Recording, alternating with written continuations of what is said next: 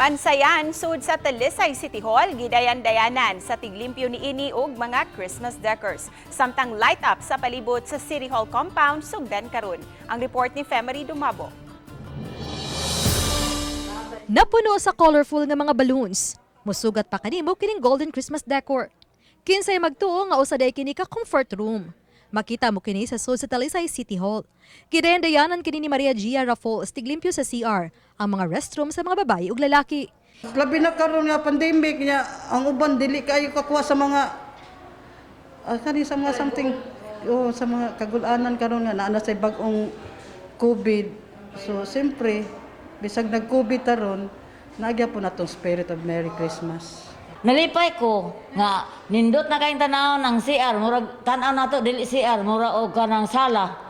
Gidayan-dayanan usab og mga golden stars, balls o gifts ang atubangan og plaza sa Talisay City Hall.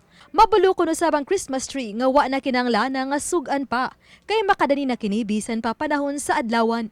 Apan mato sa Talisay City Tourism nga karong gabi pahayagan ang mga Christmas decorations.